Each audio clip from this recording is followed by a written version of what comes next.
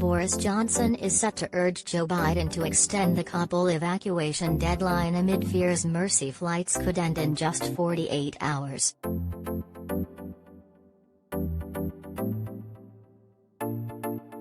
The Prime Minister is expected to use a crunch meeting with world leaders to push for the U.S. president to delay the withdrawal from the country.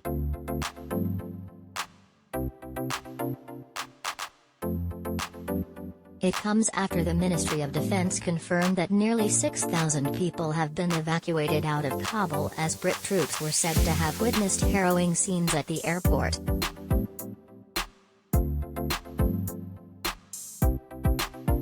Brit military chiefs are reported to have penciled in August 25 as the final day for refugee flights before moving to the evacuation of about 1,000 troops and government officials.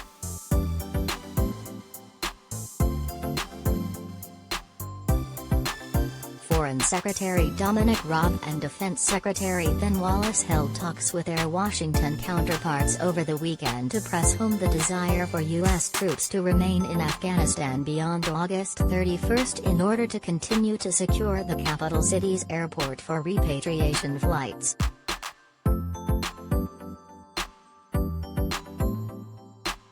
According to reports, the PM is expected to use an emergency G7 summit on Tuesday to personally lobby Mr. Biden on the issue.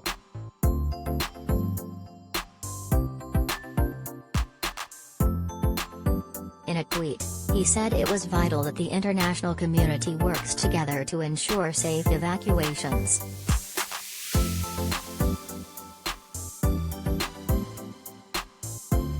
Foreign Office Minister James Cleverly told BBC Radio 4's Westminster Hour programme that the government would continue to try to convince the White House incumbent to extend the exit deadline.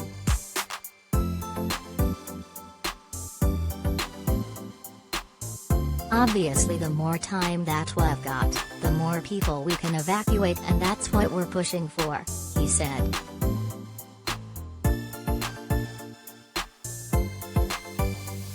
But the president signaled on Sunday that he did not want U.S. armed forces to stay in the country beyond August.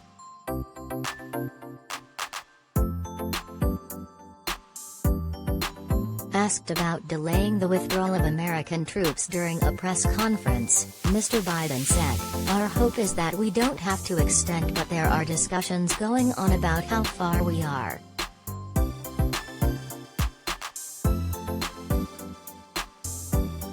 Labour leader Sir Keir Starmer has written to the Prime Minister calling for more information on how the UK is planning for the next stages of the rescue mission.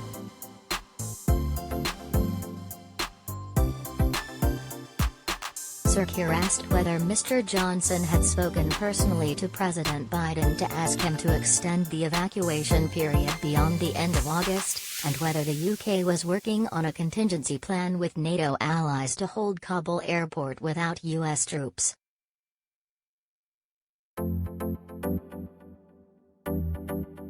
Government officials said there is no fixed date on when the UK will withdraw, but it is feared that without US boots on the ground, the remaining Allied forces would be unable to secure Hamid Karzai International Airport from the crowds looking to flee the Taliban.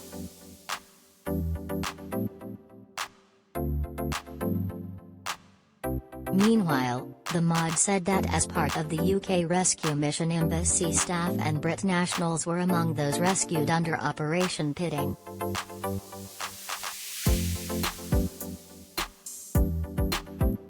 People eligible under the Afghan Relocation and Assistance Policy Program and a small number of nationals from other countries have also been evacuated.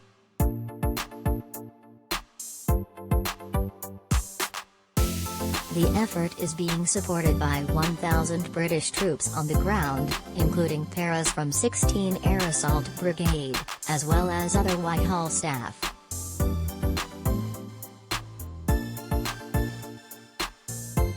Brigadier Dan Blanchford, the most senior UK military officer on the ground in Kabul, said British Armed Forces personnel had witnessed some harrowing scenes, with at least 7 Afghan civilians confirmed to have died outside the airfield gates in the chaotic crowds.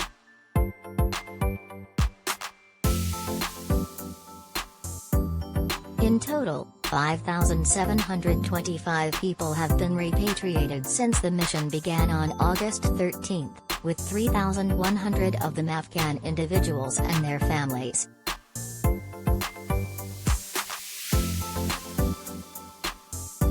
The MOD said the evacuation process would run as long as the security situation allows in joint coordination with our U.S. partners, with no firm date set for the end of civilian flights.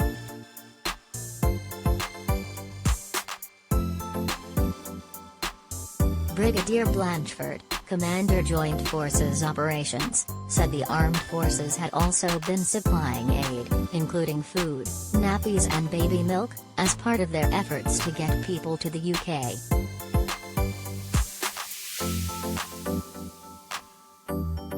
The UK Joint Task Force is at the front end of a massive cross-government evacuation operation, delivering a highly complex and demanding mission at range and in difficult circumstances, he said.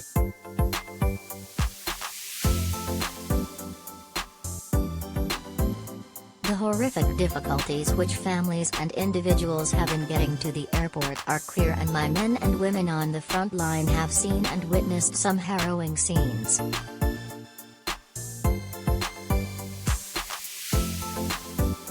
I am proud of the work which our armed forces, who have shown professionalism and compassion in challenging circumstances.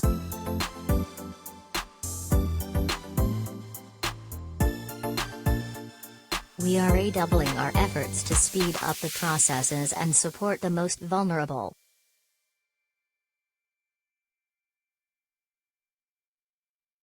To that end, we have flown forward 30,000 liters of water a day, food for 5,000 people, and have purchased and are distributing 2,700 nappies, 3,600 bottles of baby milk and 2,025 sanitary packs.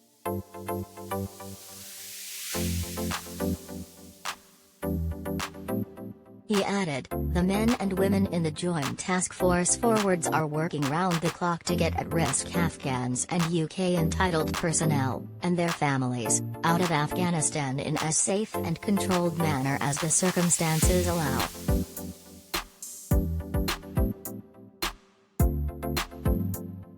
We have also established an evacuation handling model which is being used by many other European and Allied countries, and have evacuated citizens from a total of 38 countries.